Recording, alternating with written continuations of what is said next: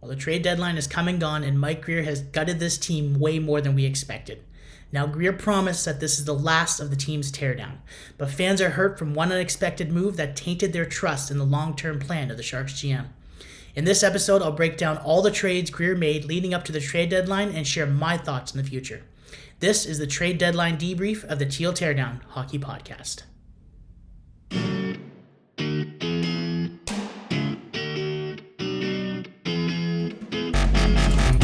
Hello everyone, welcome. This is episode 21 of the Teal Teardown Hockey Podcast, and we have an action-packed one for you today. Obviously, it was a big week in trades for across the whole NHL, and the Sharks were very, very busy.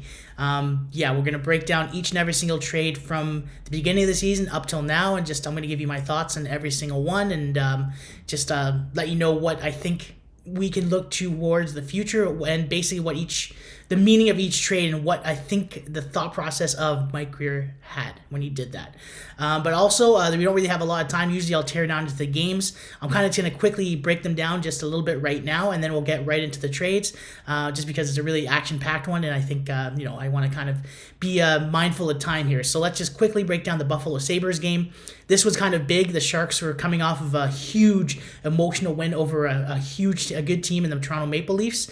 They won in the shootout, and they had kind of a confidence going in against Buffalo. I kind of thought they would be tired, but surprisingly, they were pretty much ready against another team that's kind of like not a basement team, but they're actually not as good as they were hoping to be.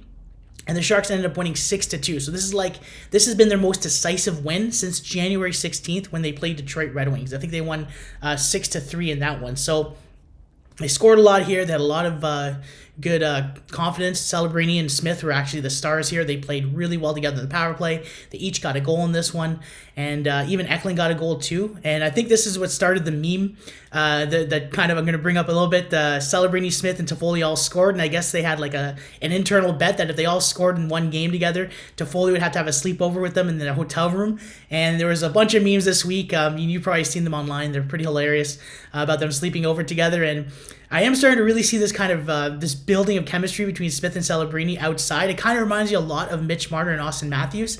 The skill level comparison and like just their chemistry and the way they play on the ice together.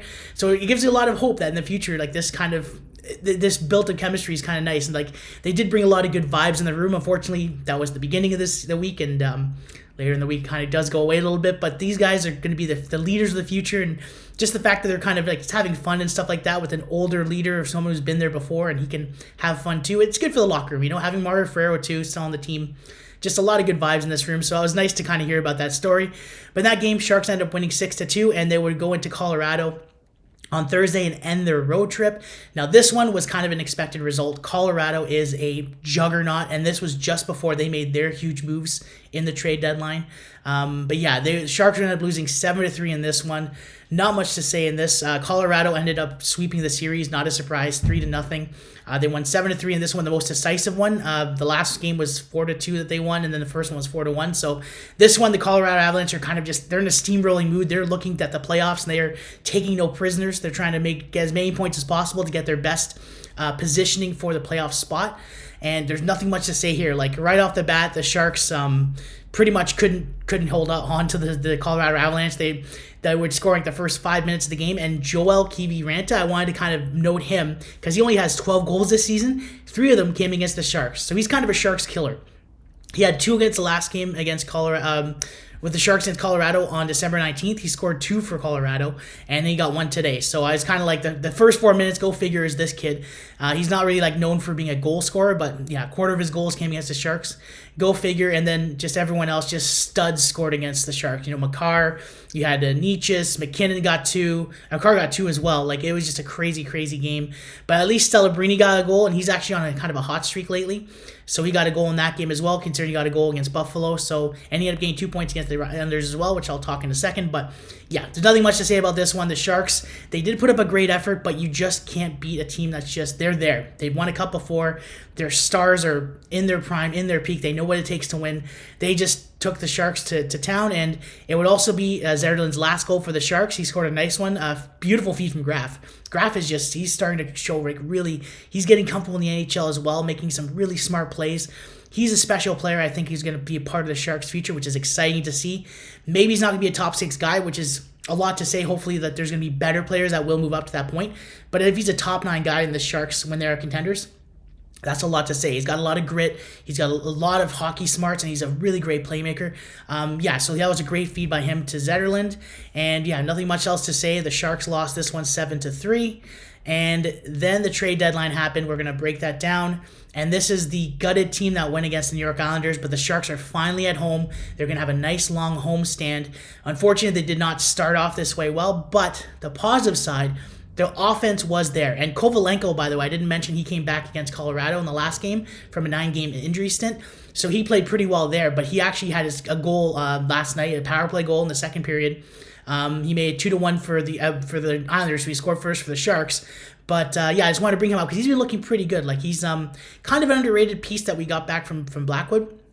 I think he's going to be a type of guy that may not be like the future, but he's like a good stopgap right now. He complements this team. He's not a small guy, but he's kind of got grit. He does play a lot of energy, and he's not afraid. He's a very fearless player, which I like to see. And he got a goal, so it was good to see him do that. Celebrini got 2 assists in this game.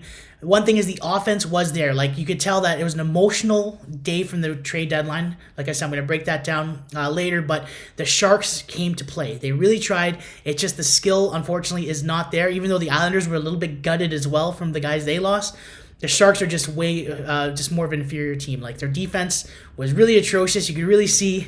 And we'll talk about, Delorier and how he kind of fits in this new team.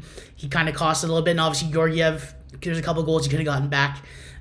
This team, it was really more the defense that cost them. The offense was there. The forwards were playing really hard. And the first period, like the Sharks were out shooting the Islanders like 17-1 in the first 12 minutes of the game. So they were really coming to play. It's just that, eventually they kind of calmed down a bit and the Islanders kind of woke up and they kind of took it over from there. So Sorokin was fantastic. You can't blame him. He's just like a world-class goalie. He came to play in this game. So the Sharks, unfortunately, their effort was there. It's just that they lost that game 4-2. So that's pretty much the games for the past week. The Sharks have another 3 games coming up. So they're playing the Nashville Predators on Tuesday, the Blackhawks on Thursday, and the Washington Capitals on Saturday. So these games are going to be all at home. The Capitals game is going to be 2 p.m. Pacific in the Sharks tank. The other ones will be 7:30 Pacific. And these teams, the first 2 teams at least, are kind of bottom feeders. The Sharks might have a chance to do something, but I don't know. Maybe Chicago might be their best chance to get a win. The Washington Capitals are going to be a tough out because they're ready. They're getting ready for the playoffs. They're loaded up. So I would say the best chance would probably be the game against Chicago to get a win. Chicago's already like 6 points ahead of the Sharks. The Sharks are really in the basement here. So beating Chicago would be a nice moral victory. It's not like it's going to hurt their chances to get that first overall pick. Not that they even need it. If they get a top 3 pick, they're going to either get Misa, Schaefer, or Haggins. So either way, they're going to get a potentially good player no matter what. Personally, I want the defenseman there because they really need to build out that defense. But even if they get Misa, because he's been showing a lot of chemistry with Chernishev in the AHL or CHL. So that's something that we're really cool to see. But whatever they get, it'll be good. Point is that if they play Chicago and if it's a win, I'm okay with that. They're in the basement anyway. There's nothing really to worry about. So that's kind of the week looking ahead. And I want to go back to the trades that have happened this past week. This is kind of the big talk here. There's a lot to break down here. I have a bunch of graphics here just showing you the trades. And we'll start with basically going back to the beginning of the year. Back when the hockey season started, I want to break down each and every trade and how it's affected the Sharks. Especially the earlier ones because you have a little bit of time to kind of see how it's grown. Starting with the Toronto Maple Leafs trade. So on October 30th, the Sharks were pretty much in the winless streak. I think they probably won 1 or 2 games by this point of the season, but it was pretty obvious that Jake Wallman was carrying the load for the defense, and the Sharks were lacking that good puck-moving guy. Now, Wallman was kind of an all-around guy. He could drive the play forward, but he didn't have that like sleek style that kind of an Erik Karlsson has, where he can like sleekly move the puck. Liljegren was traded for Matt Benning from the Toronto Maple Leafs. So Matt Benning was given to the Maple Leafs and a 3rd-round pick for 2025 and a 6th-round pick for 2026. And the Sharks would receive their puck-moving defenseman. He was kind of pushed out of the Leafs organization. They were transitioning from more of that like fast-paced run-and-gun style to be more defensive, playoff-minded kind of a team. And he kind of just found his way out. He was a draft pick for a while ago, and he kind of just... They had their issues with kind of his defense over there. But the Sharks, it was always an up because the Sharks are already kind of an atrocious defense. this was always going to be a benefit, and he kind of helps the power play, and he's already being molded into this kind of a guy that he can be seen. I think Warsofsky sees him as a second power play kind of a guy, but now that Waldman's gone, I think he's going to probably be more on the first power play. But he's kind of a guy that he's capable of playing a full 200-foot game because of his speed.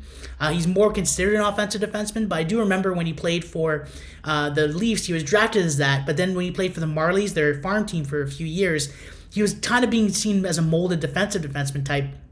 And then it kind of went off the rails, and then he's kind of back to being an offensive type. And then when he joined the Sharks, that's what we wanted him for, right? So he still has that capability. So really, he's a good puck-moving defenseman. I don't know how much of a long-term future he's going to be, but as a stopgap right now, he's not bad to have. So he's a great puck mover. He has some defensive liabilities, but since then, he's played 49 games for the Sharks. He's got 6 goals, 6 assists, 16 points. Now, last year, he was a little bit offensively better, but remember, the Leafs team's a better team, and he probably gave him a little bit more opportunity to score. So in 55 games, he had 3 goals, 20 assists. So that goes to show you he's scoring a little bit more goals here. And with the assists, has better players who score goals. And he was a plus 16, again, better team. So the Sharks are just a worse team, and that's why his stats are different. Now, with the Leafs receiving Matt Benning, they just threw him in the AHL right away. They didn't really need him. It was more just like a player-for-player swap for the Sharks. Need to kind of switch the roster. And Matt Benning has been in the AHL since. In 33 games, he has 1 goal, 7 assists. He's a plus 10. Unfortunately, I don't know if he'll ever get called up in the AHL again. Maybe if his contract expires and maybe another bottom feeder gives him a chance. But as of right now, it's kind of a wash, and I think that the Sharks got a really good guy out of this. I know he's not like a stud defenseman like an Erik Karlsson type, but he's what the Sharks needed. A good puck mover. Him and Ferrero kind of have built a nice chemistry together already. And yeah, I think it'll be in the short-term future for the Sharks.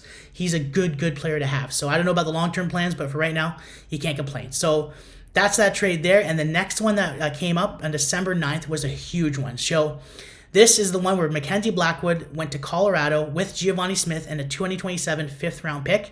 And the Sharks received Alexander Georgiev back, Nikolai Kovalenko as a good roster player that they needed right now, a 2026 second-round pick, and a 2026 fifth-round pick. So Mackenzie Blackwood, before this time for the Sharks, was carrying this team. Like the Sharks, especially the time they were having trouble winning games, Mackenzie Blackwood was probably the only pure positive guy that was like a purely good player consistently night after night. And the Sharks were pretty much, the fans were just salivating over what they could get for him back. They were kind of thinking, maybe a first-round pick, maybe this. And the best assets I would say they probably got is that second-round pick. And Nikolai Kovalenko, again, is like a Timothy Liljegren. He's not, I don't see him like in the long-term plan. It'd be nice maybe as a depth guy. But as a guy right now, youngish guy, he's someone that the Sharks are using right now, and like I've liked how his game is played. He's got a lot of bite to his game. He's got a good offensive instincts. He's not a great defensive player per se, but he's a great passer, and he knows where guys are, and he knows how to anticipate certain plays, and he's not afraid. He's just a fearless guy. He's not afraid to stand up to anybody.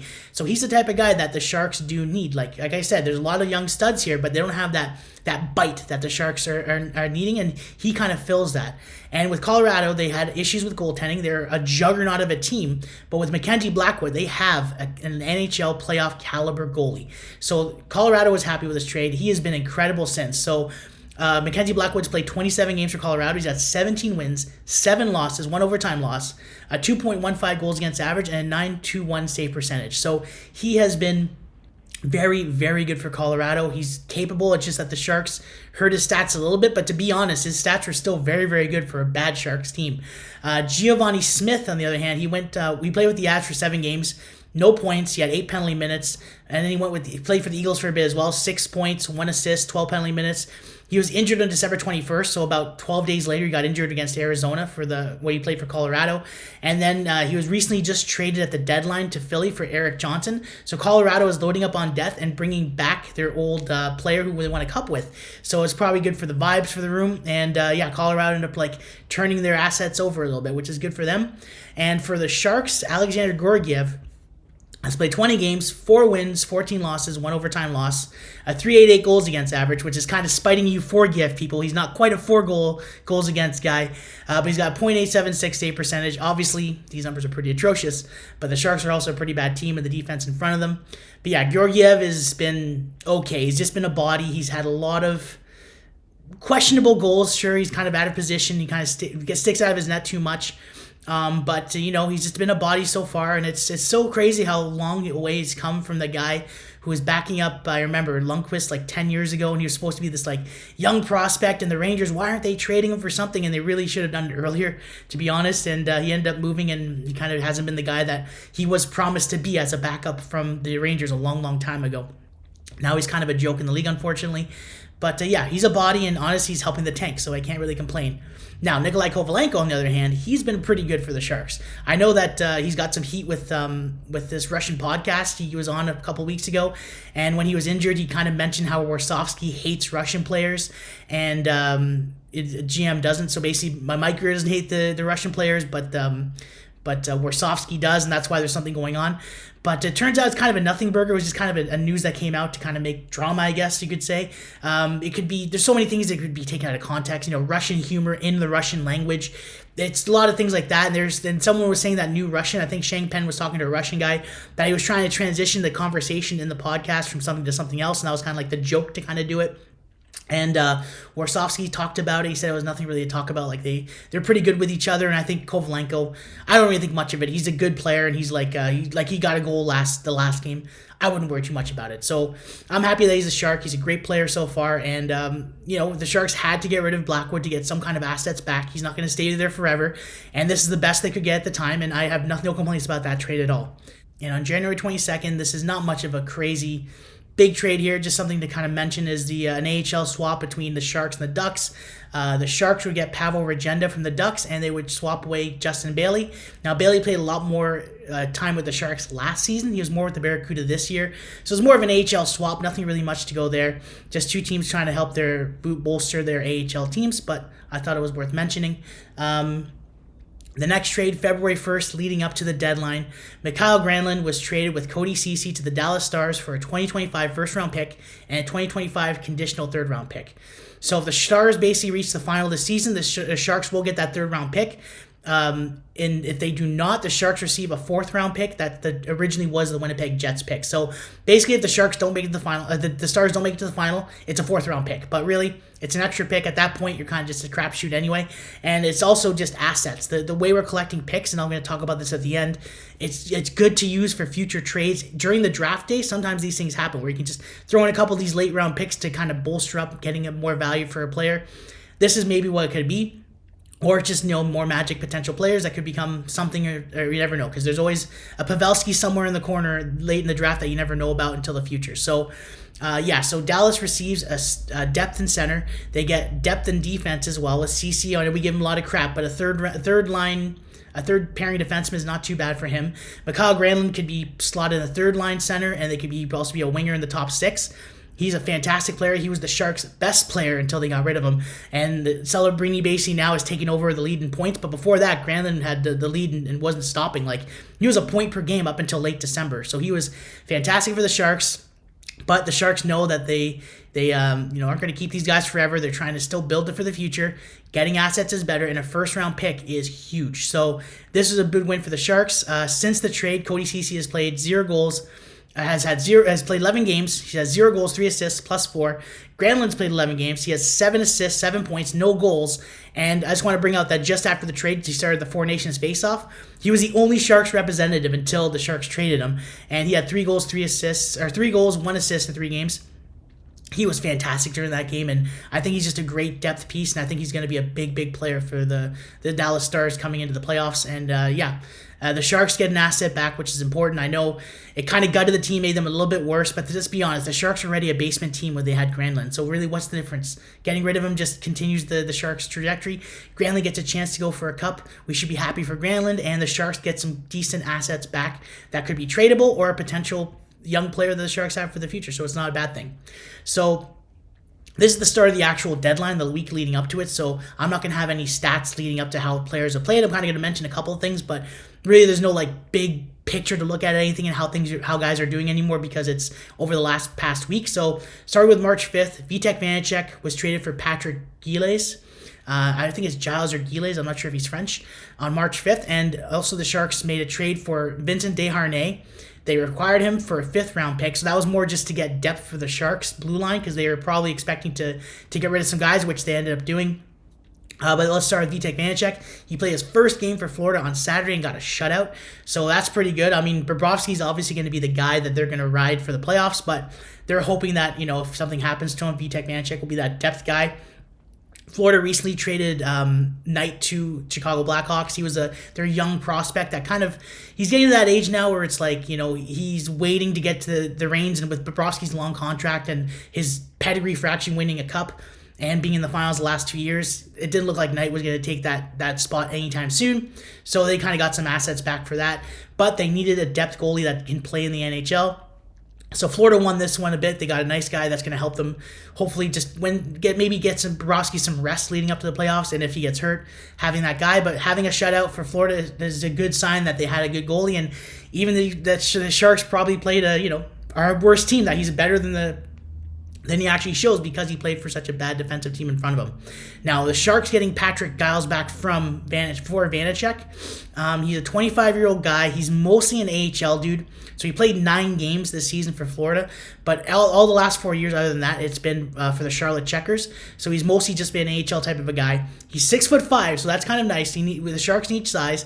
He's a right-winger guy. He probably might play a little bit for the Sharks, but he stayed in the AHL, I think, just so that way, if the Barracuda do make it to the playoffs, he can still play. This is all a lot of contract moves. That's why you heard about Jack Thompson this week being sent down. I believe Colin Graff as well, just so they can get sent back up afterwards, because around the trade deadline, if you're not in the AHL's roster system, you cannot play in the playoffs. So that's why Romanov, who got sent up for the Sharks this week after Vanacek got traded, he unfortunately will not be able to play in the AHL playoffs this year. He can play the rest of the season, but he won't be able to participate because of the rules, because he was not on the roster technically during this trade deadline time, which is a weird, dumb rule, but it is what it is.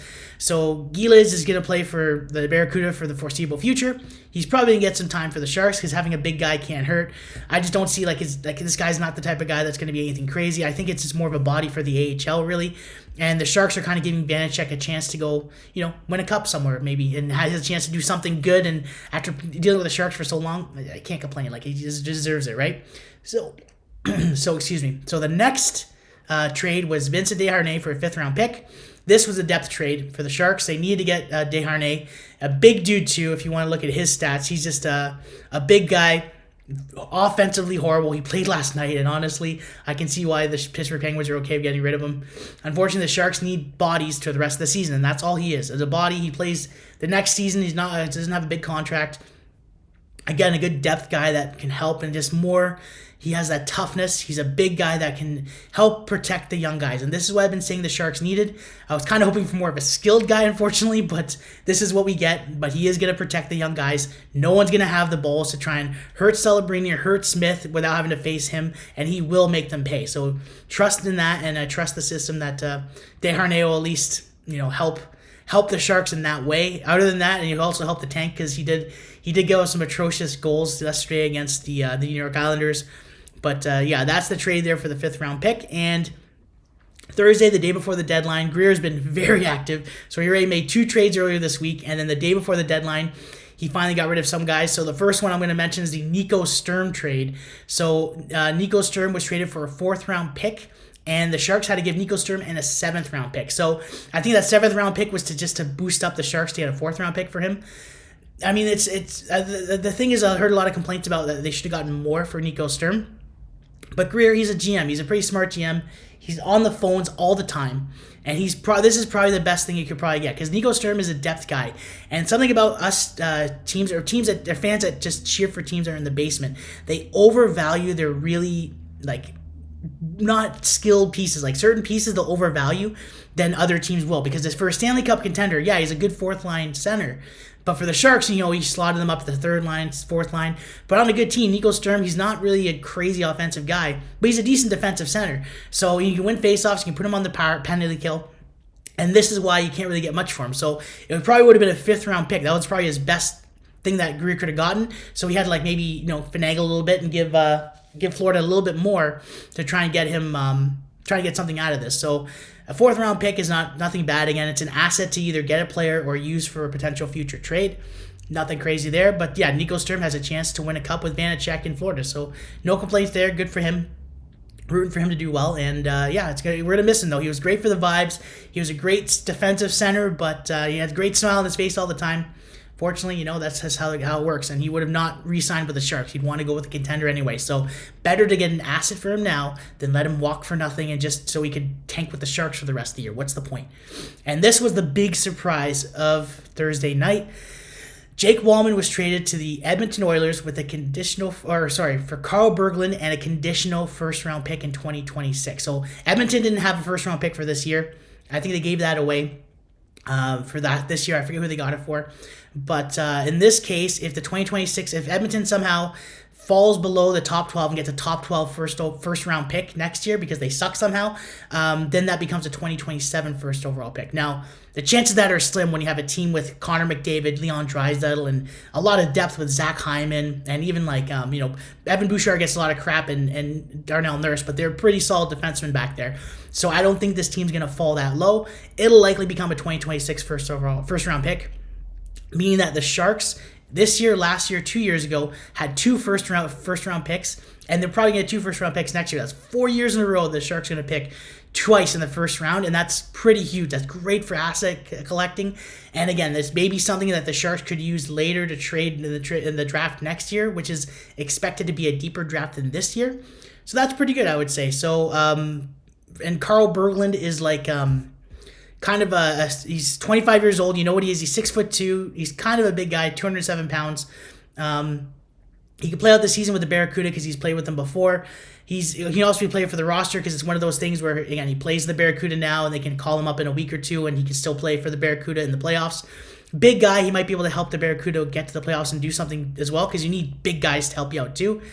Nothing crazy. I know it's another 25-year-old that doesn't have a long-term plan, another body to fill for the Sharks.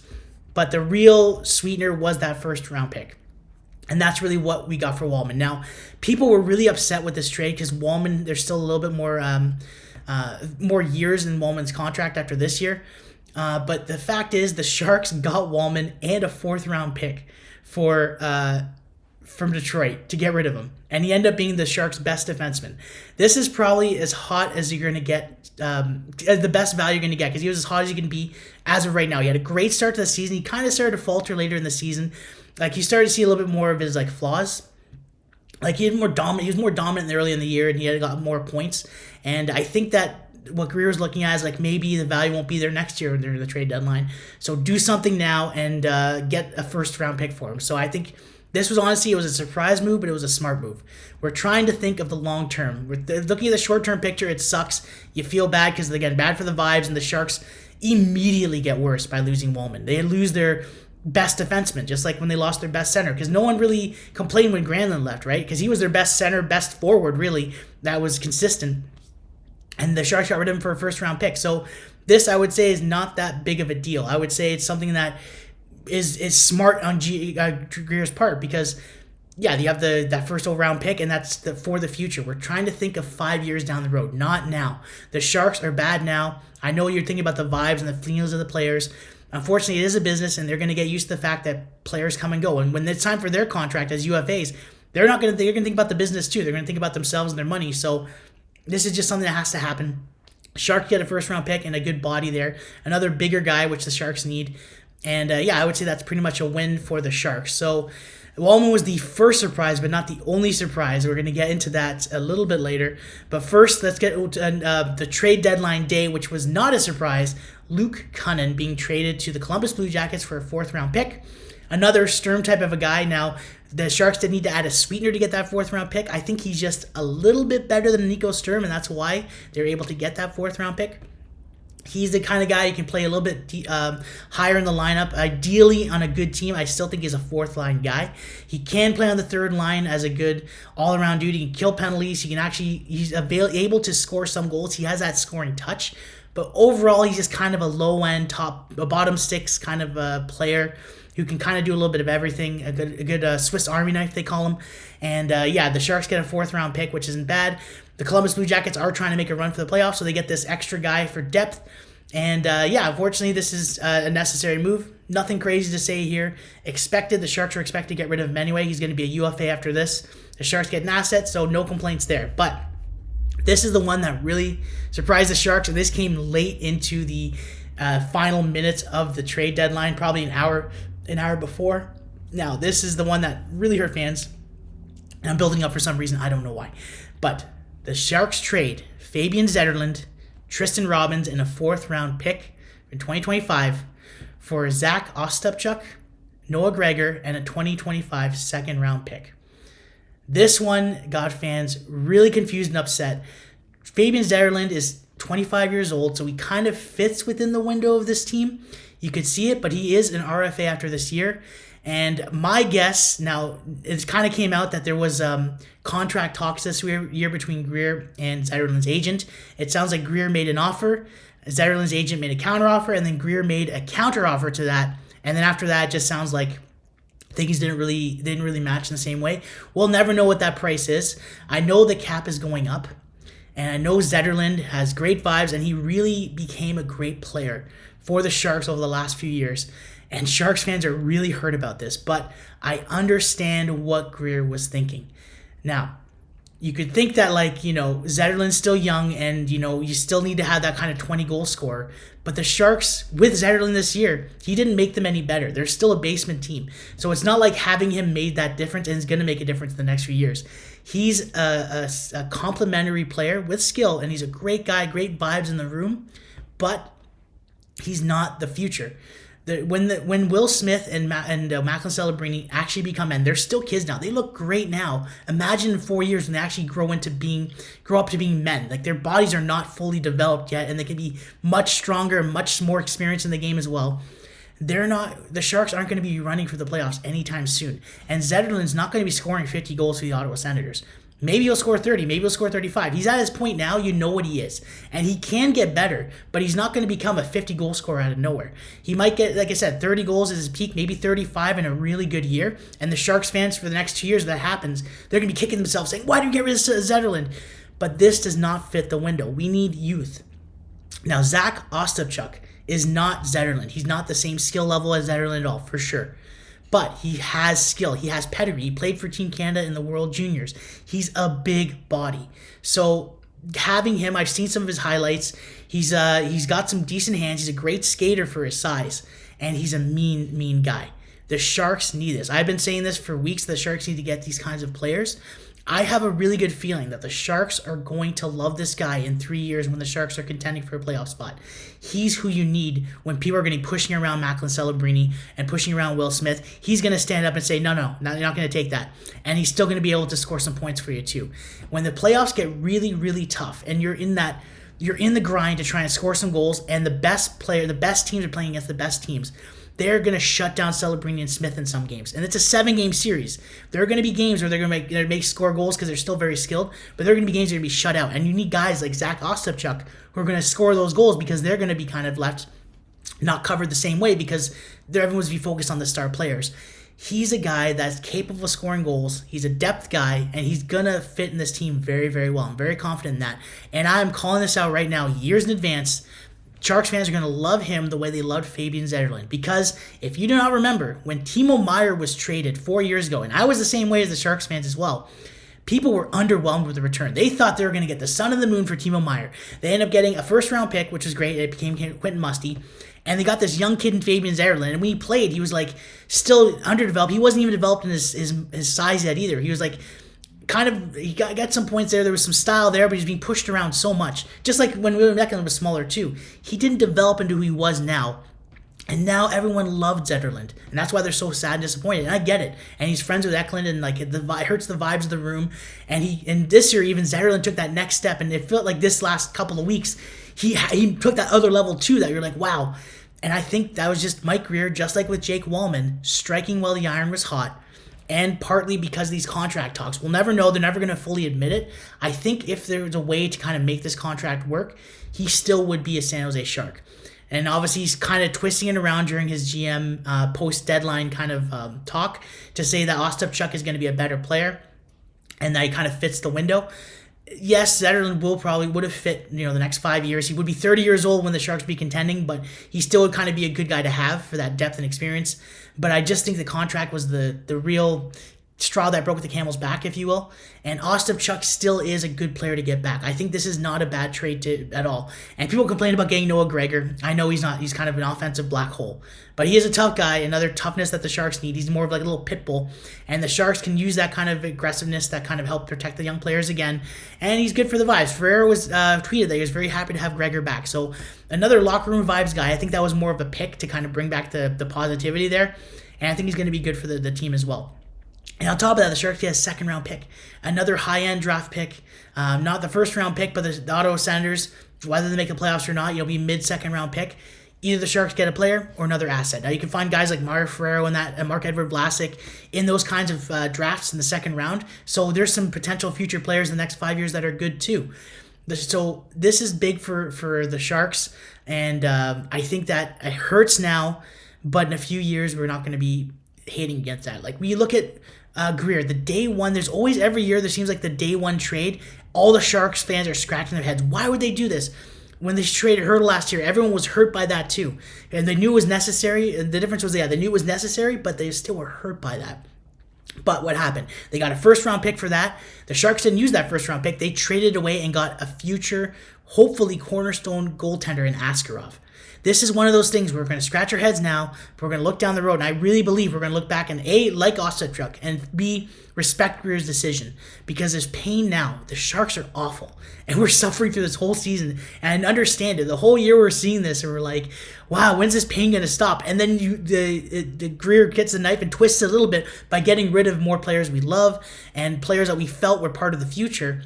But, it's not really, the future isn't now. That's the problem we can't really understand now. The future is in 3 years.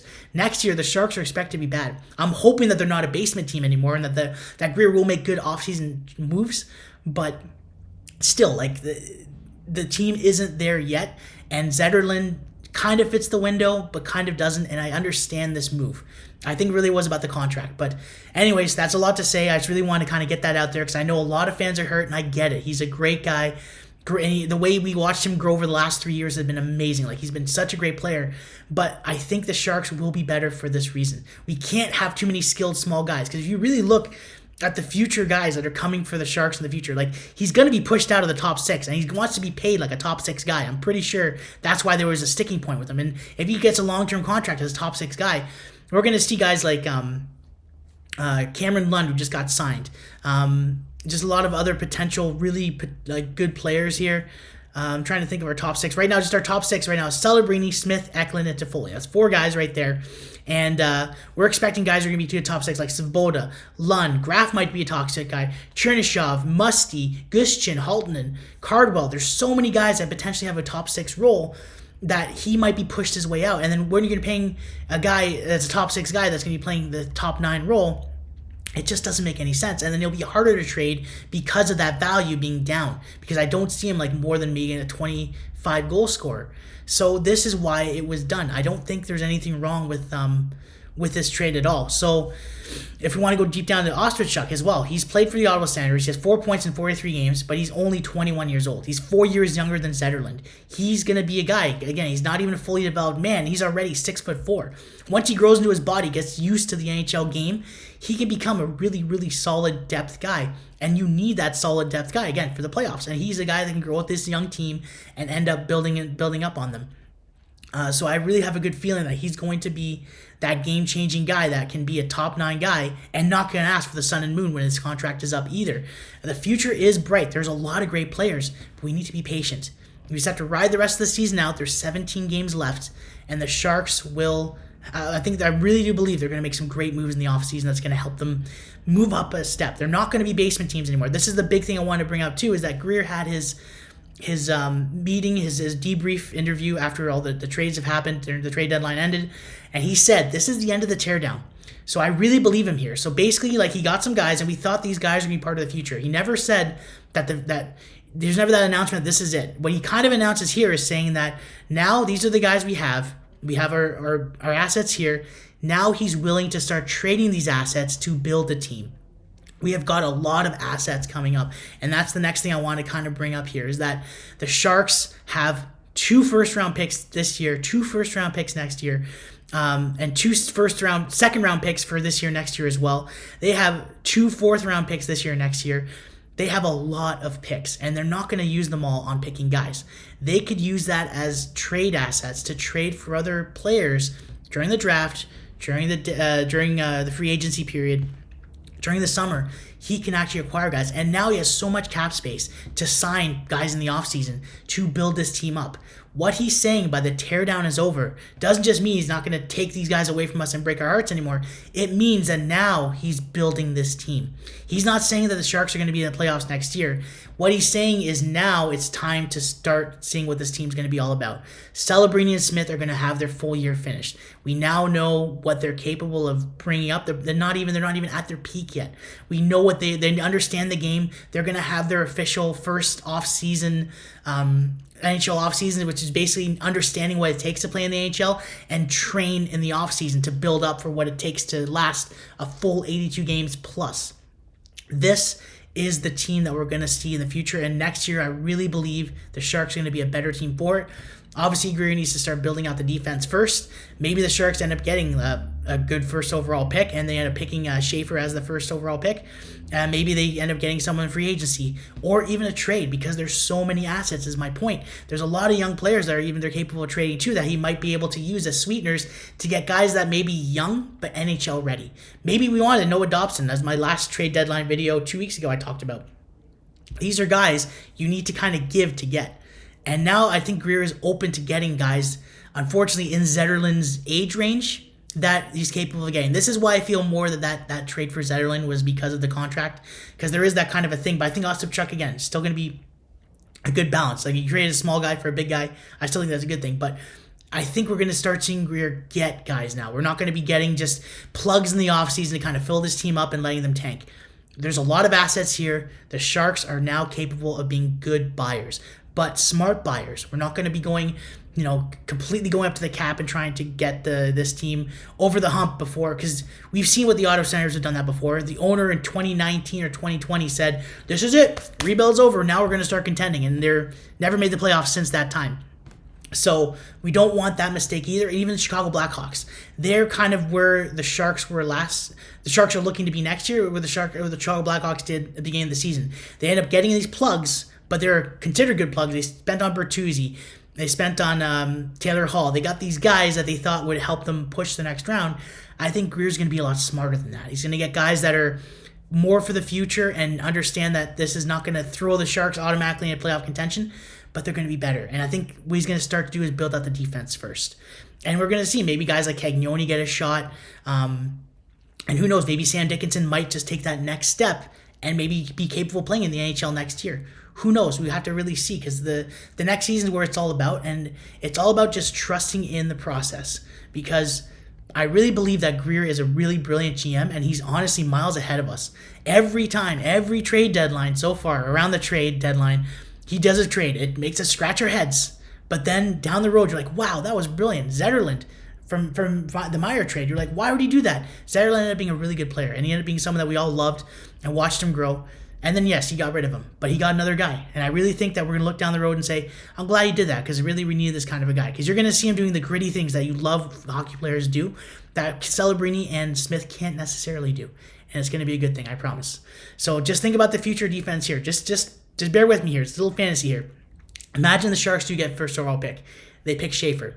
They have Sam Dickinson, Schaefer, Luca Cagnoni as our cornerstone defenseman. They're going to do the big stuff. And then you still have Mika Madulin, who's really coming to his own this season, the last few weeks.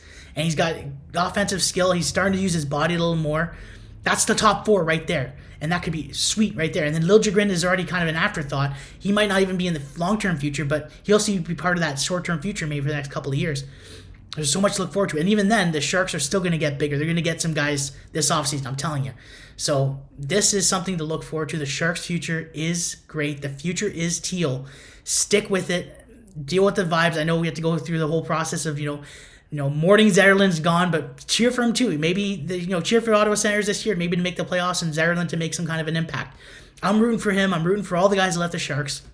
to do well, but I'm also rooting for the Sharks. Don't forget who we cheer for here, and let's be happy that in a few years this team is going to be great because of the pain we're suffering now, and you're going to be one of the fans that are going to say, hey, I was there during the bad times. I deserve to be there for the good times, because you're going to see a lot of bandwagon fans in a few years join the Sharks and act like they joined it. Don't be too much of a snotty guy about it, though. Don't be like, kind of putting them all down, but just understand that you've been through the hard parts. You're a true fan, and things are going to be better, I promise. Just trust in the Grier process, trust in this team, and just let's have fun and enjoy these young studs like Celebrini and Smith doing amazing things, even though the Sharks might lose 7-2.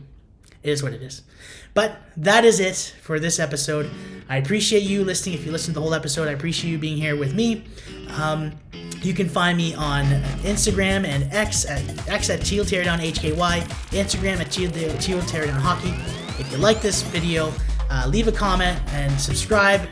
Leave a like as well. If you leave a comment on Spotify, if you're there as well. Anything you do will help me with the algorithm. And just, if you like what you watch, come visit me again. I'll be here next Sunday. And that's it for me. I will see you next week.